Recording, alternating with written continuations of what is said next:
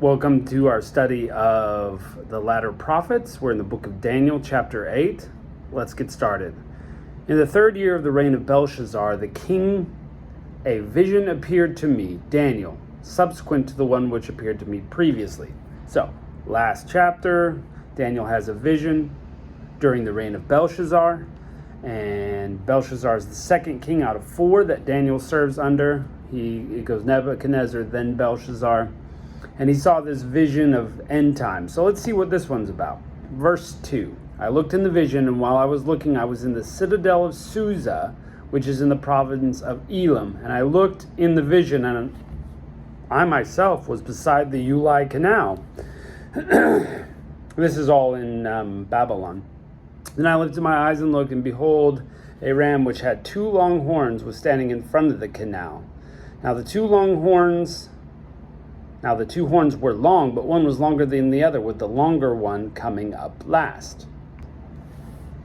I saw the ram butting westward, northward, and southward, but no other beast could stand before him, nor was there anyone to rescue from his power, but he did as he pleased and magnified himself.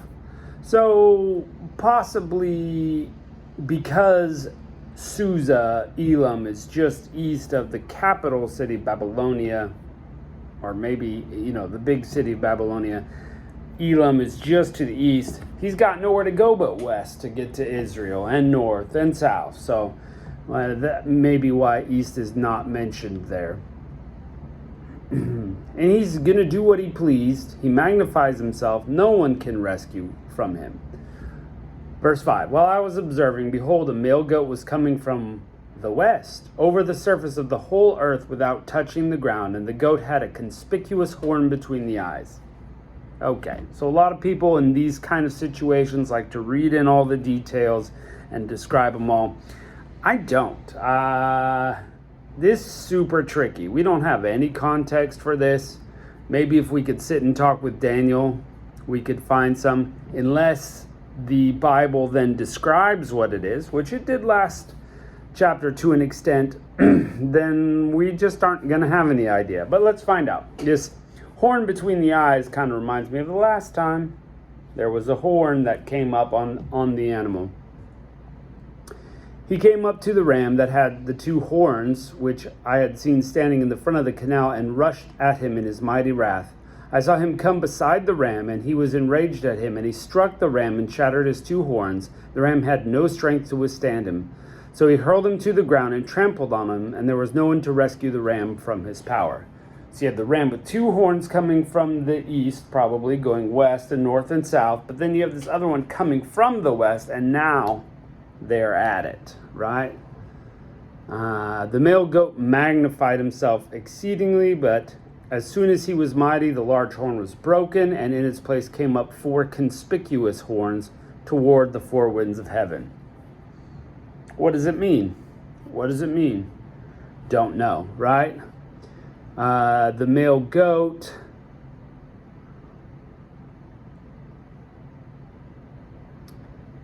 The male goat's the one that comes from the west, and he beats the ram that was coming from the east, and he magnifies himself, but soon enough, he's broken, but 4 horns come up instead.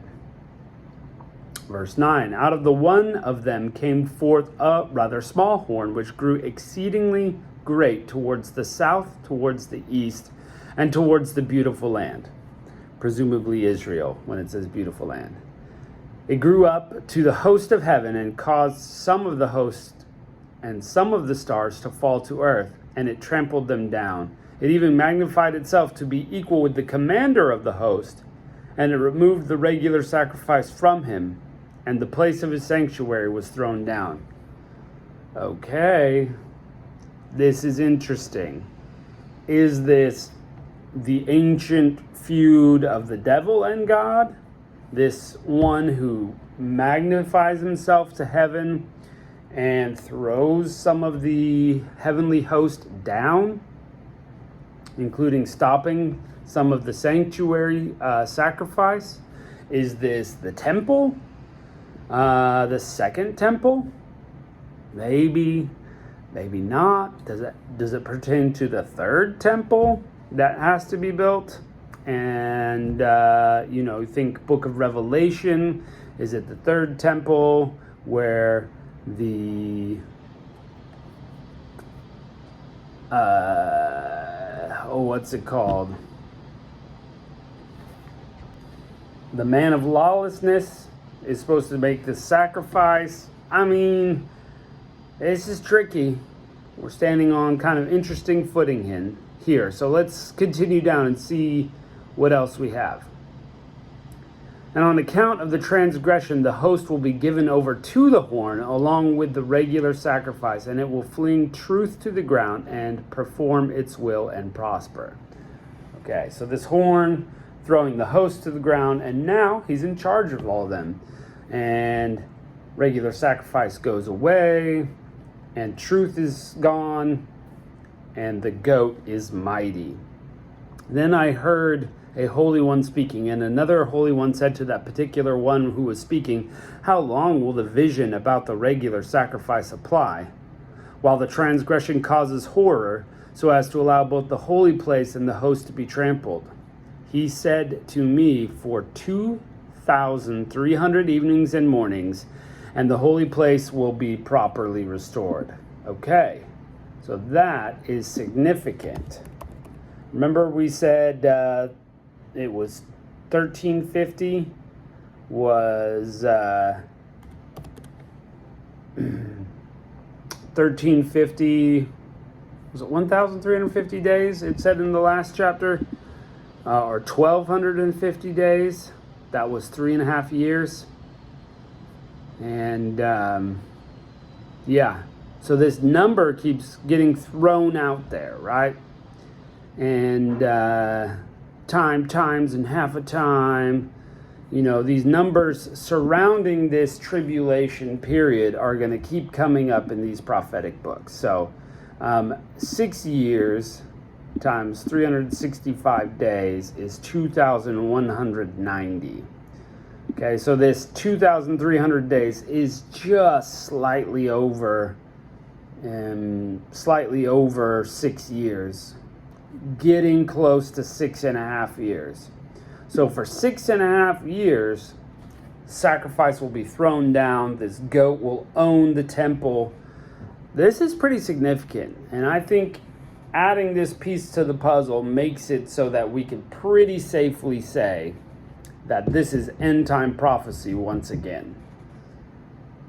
I just can't see that, Rome was there and destroyed the temple, but it didn't take them 6 years. They didn't lord it over the temple. And so I think it's pretty safe to say we're talking end times here. Okay, evenings and mornings, then the holy place will be restored. Who's going to do that? Jesus Christ is going to come back, and he's going to reign on earth for 1,000 years. That's going to put an end to this. Pretty end times. Okay, but again, who is this ram from the east? Who's the goat from the west? Don't know. Should be interesting to find out. I mean, how would we know? But let's keep going. Verse 15, when I, Daniel, had seen the vision, I sought to understand it, and behold, standing before me was one who looked like a man. And I heard the voice of a man between the banks of the Ulai, and he called out and said, "Gabriel, give this man an understanding of the vision." So he came near to where I was standing, and when he came, I was frightened and fell on my face. But he said, "Son of man," prophetic title, Son of Man. Now Daniel gets called the Son of Man, just like Ezekiel gets called the Son of Man. So once again, prophetic title for Jesus Christ when he calls himself Son of Man. Understand that the vision pertains to the time of the end. Whoop, whoop. Okay, there you go. We should have just kept reading. Anyway, time of the end. So this is definitely end times prophecy. Now, while he was talking to me, I sank into a deep sleep with my face to the ground, but he touched me and made me stand upright. He said, "Behold, I'm going to let you know what will occur at the final period of indignation, for it pertains to the appointed time at the end, 2,300 days and nights. The ram which you saw with the two horns represent the kings of Media and Persia. And I want to stop us right there. I want us to be very careful here. Okay, so some of the translators of Scripture have gone ahead and put in names here of who they think it is. Let's give an example. So I'm looking up the Hebrew simultaneously here. Represent the kings of Media and Persia. So that's actually the word, Mede and Uparis. Remember, we saw that in Daniel earlier, that his kingdom would be handed over to the Persians. Many tekel Uparsin, Persians. So this is really it. Kings of Media. So that's this goat. The ram is the kings of Media and Persia. And the shaggy goat, let's see how it says it here. The shaggy goat represents the kingdom of Greece, and the large horn that is between the eyes is the first king. Now remember, this is supposed to be about the end times. And we know that Greece came in and took over Media and Persia. And so people just automatically associate the two and forget that this is an end times thing, not a historical thing that's already happened. So we want to be very, very careful here. Yes, it might be one of those cyclical things where it's happened once and it will happen again. But when we look in Daniel 8:21 in the Hebrew, the word is not Greece. It's not a king of Greece. It's a king of Javan. Okay, Javan is the son of Japheth, grandson of Noah. Right, Shem, Ham, and Japheth. Japheth had sons that went, what was felt like they went west up into the European regions. So a descendant of Javan, a king of that, now could be Greece. But let's not get caught up in that. Could be a descendant of a king of Greece somewhere, right? And so let's not get caught up that it has to be Greece, because the word there is not even Greece. It's Javan, which is, again, like we said, a grandson. So you have Media and Persia against this kingdom of Greece, and the large horn between his eyes is the first king of Greece. Well, Greece is come and gone, and the end times hasn't happened yet. So how could it be the first king of the kingdom of Greece? The broken horn and the four horns that arose in its place represent four kingdoms which will arise from his nation, although not with his power. Okay, so if it were the kingdom of Greece, in the vision, we're not even talking about Greece. We're talking about descendant kingdoms from Greece. What came later from the west that came over the water with nothing holding it up? In the latter period of their rule, when the transgressors have run their course, a king will arise, insolent and skilled in intrigue. His power will be mighty, but not by his own power, and he will destroy to an extraordinary degree and prosper and perform his will. He will destroy mighty men and the holy people. Okay, so that's important, right? This king of Javan is, descendants, one of these four kingdoms that came out of Greece, is actually going to attack the holy people. So now, we're adding wrinkles all over the place here, right? He will destroy mighty men and the holy people, and through his shrewdness, he will cause deceit to succeed by his influence, and he will magnify himself in his heart, the great sin, right? And he will destroy many while they are at ease. He will even oppose the Prince of Princes. He's going to oppose Jesus Christ. But he will be broken without human agency. The vision of the evening and mornings, which has been told, is true, but keep the vision secret, for it pertains to many days in the future.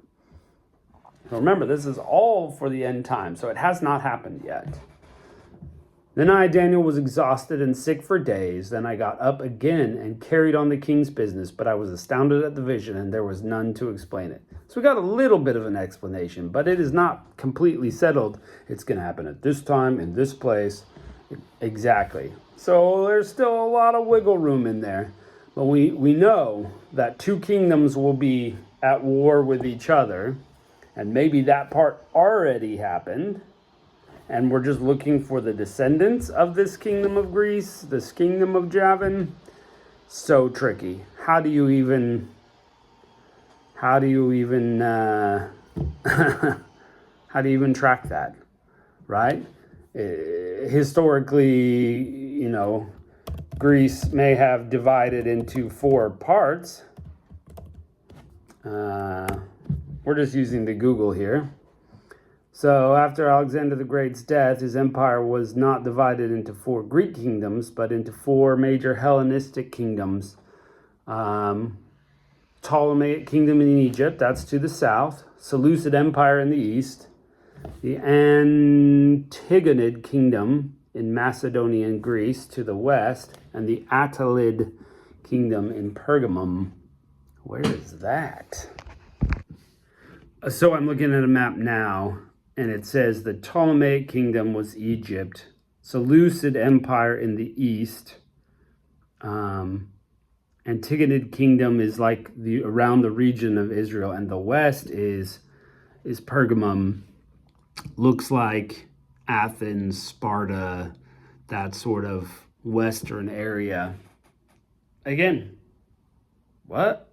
We don't know. But maybe from one of those eventual places, Seleucids, that stretches pretty far. It could be pretty far east. But Daniel doesn't get the answer either. So how this is going to happen, how this war is going to take place. But it at least lets us know that it will happen. This end of times thing will happen. It will last 2,300 days when one of these descendants of one of these kingdoms, maybe, will stand in the temple. That's for sure. That's for sure a part of the vision, that there will be a temple and there will be a guy standing there. And he'll be there for 2,300 days, which is a little over 6 years. So, and in the meantime, he'll make war against the holy people. So those are some signs that we can latch onto for sure. And if you're familiar with the book of Revelation, this is no surprise. The book of Revelation is all about that. All about that. There's going to be tribulation and difficulty. There's going to be war against the holy people. And unless it's cut short, nobody survives it because it's that big of a threat. So anyway, interesting. Daniel, 700 years, 700 years before, 700 years, 500 years, something like that, before John ever gets his vision, Daniel's having similar visions. So they align, they concur. This will happen. That's the guarantee. So pretty incredible. Lots of interesting imagery. A lot we don't know. And that's the tricky part with this kind of prophecy is it will make sense when it happens. We'll be able to look and go, that's happening. But this is a 2,500-year-old prophecy and still to be fulfilled. I think it's great that God knows the future, knows exactly what's going to happen, and lets his prophets know. Well, thanks for joining us, and excited to find out what else happens. Maybe we'll get deeper explanations as we continue into Daniel. Thanks for joining us, and we'll see you next time.